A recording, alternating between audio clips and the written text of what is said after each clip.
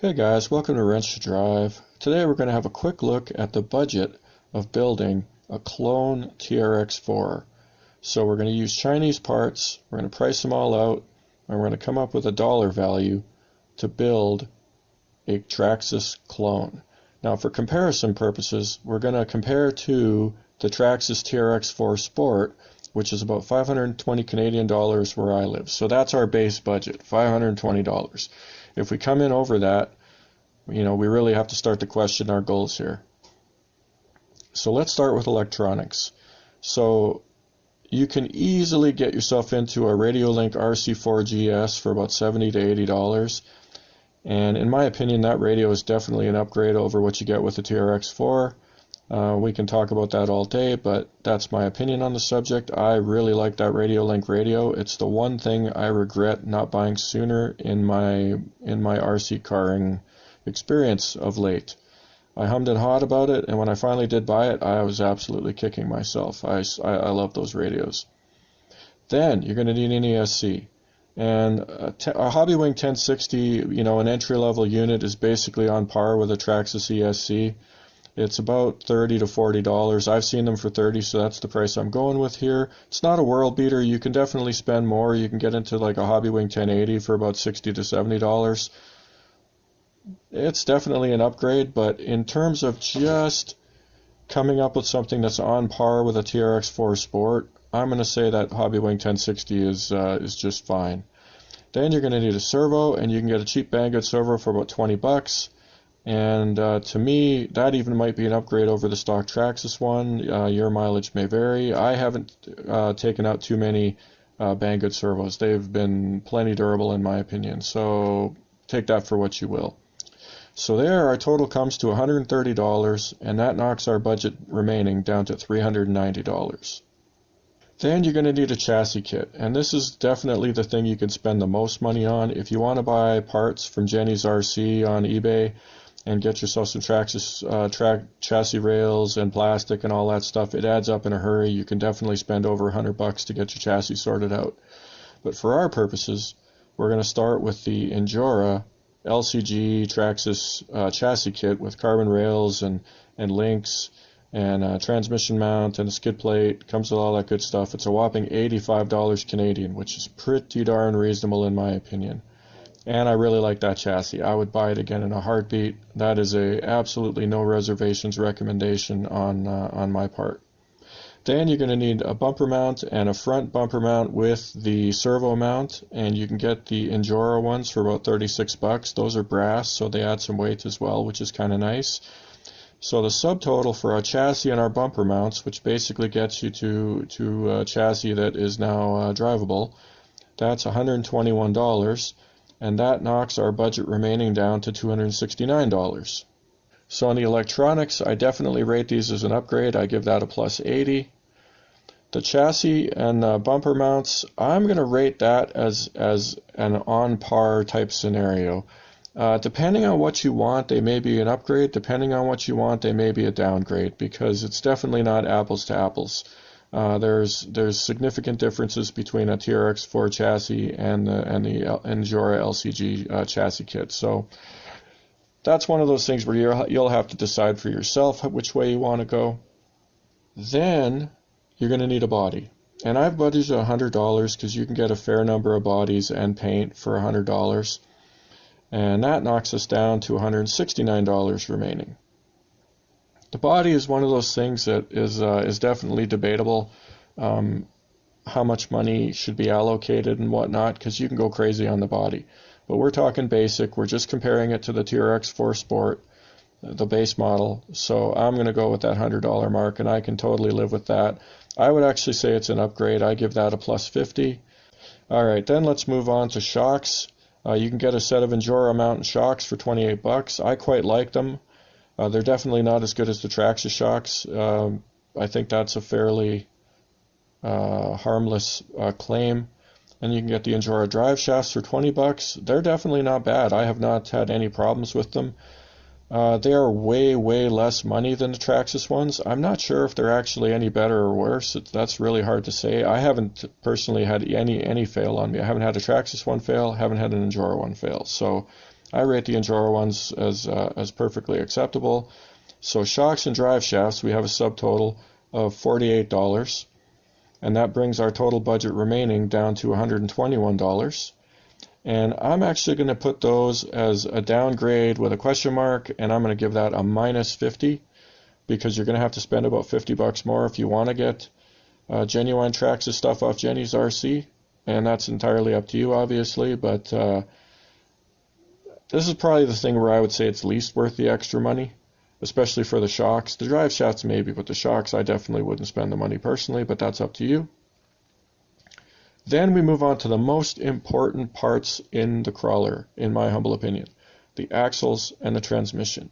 Those are the heart of your crawler, and they are definitely the thing that is most typically prone to failure when you're dealing with cheap Chinese stuff.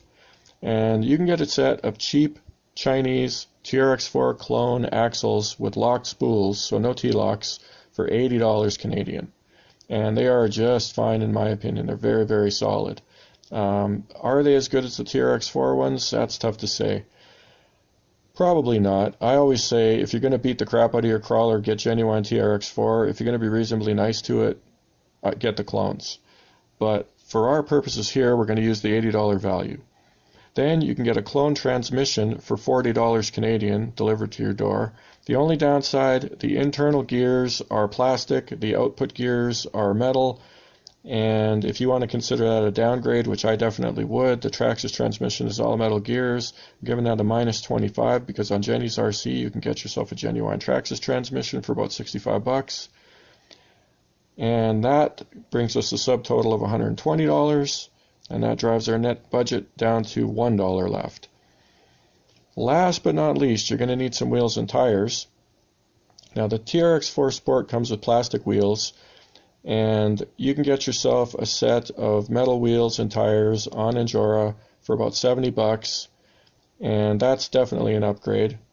That brings our net budget down to a -$69, so we're in the hole on this one, pun intended.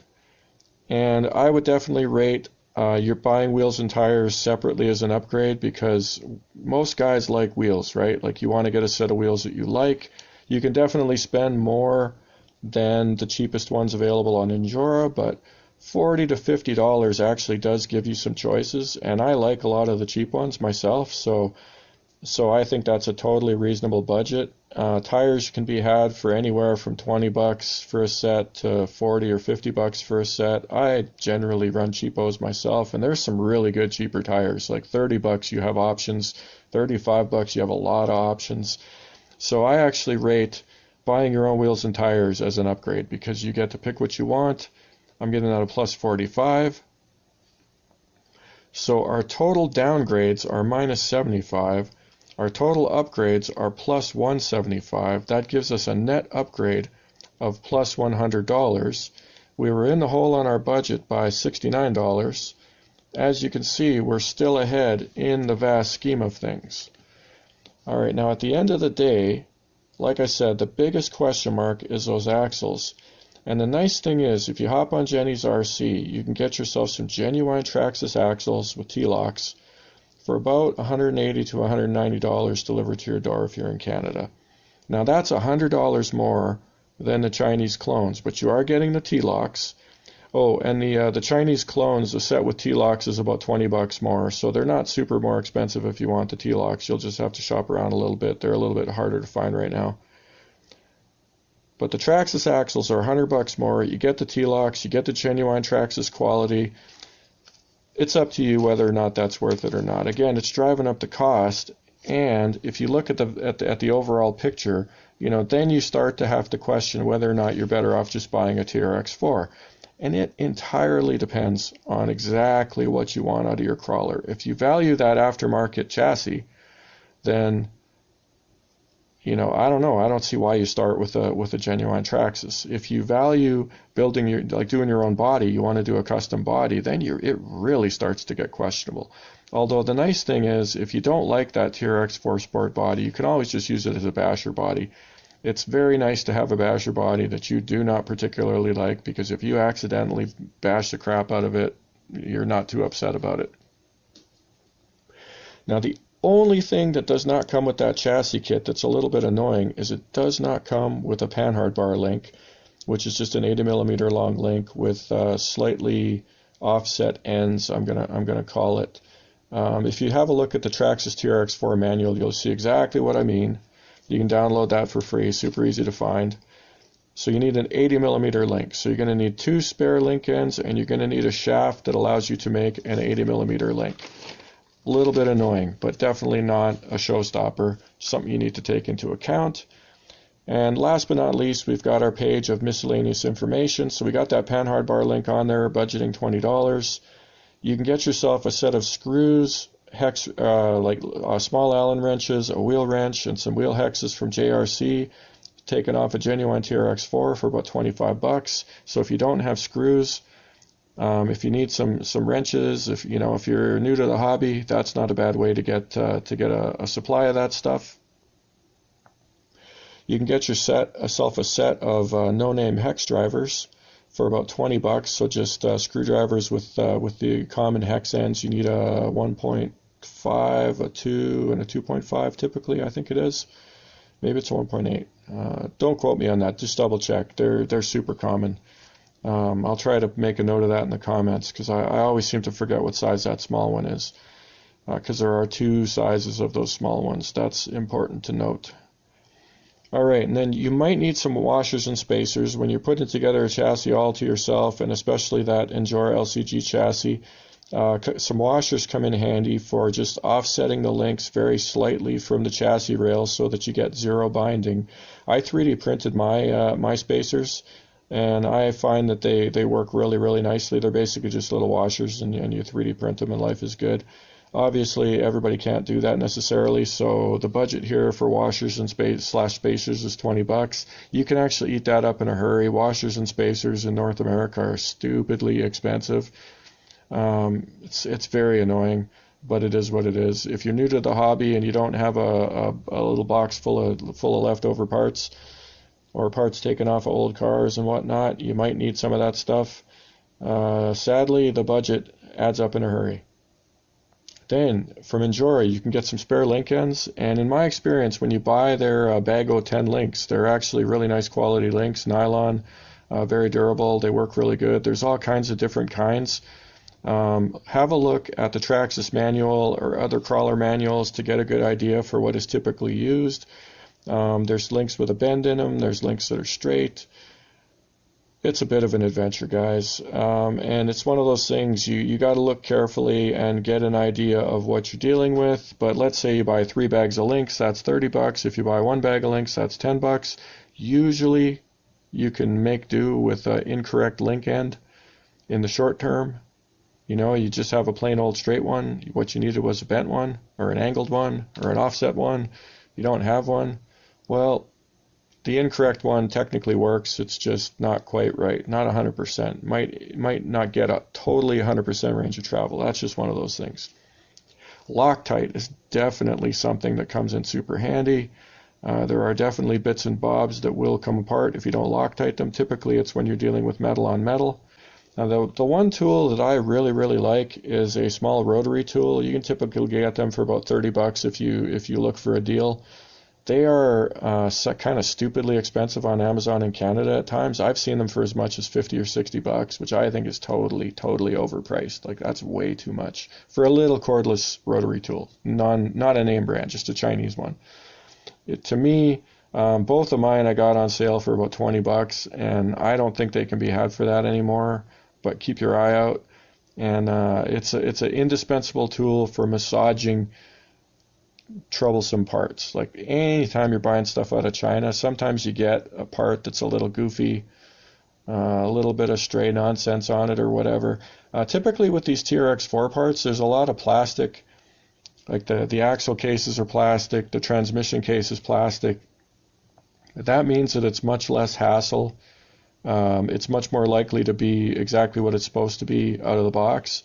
With the cheap Chinese stuff that is machined, oh my goodness, mistakes are super common. It is crazy how often you get one that is not quite 100% made right. And then a little rotary tool comes in very, very handy. And last but not least on this list, we've got the King Rune KP3S 3D printer. The reason I put this one on there is I bought one and I love that thing. It is so easy to use. Not necessarily for somebody who's 100% new to 3D printing, although I think it's as easy to use as pretty much any of them out there. It's just that it's not as common, and when you're getting into the 3D printing game, definitely having more resources to help you is better. You definitely don't need one. It is super handy. And quite honestly, if you print enough washers on a 3D printer, washers, nuts, little doodads, boy oh boy, at the price those bloody things sell for in Canada, you can use up $200 really easily. Like, it's crazy how easily you can save yourself $200. It adds up fairly quickly when little trinkets are 25 cents each, 50 cents each, $1 each. It's freaking amazing. So, for what it's worth, 3D printing is definitely something to look into. And also, for what it's worth, if you are paying somebody to 3D print things for you, almost certainly it is not worth it. It's you can just go buy metal parts instead of plastic parts most of the time. It's crazy how much it costs to 3D print stuff.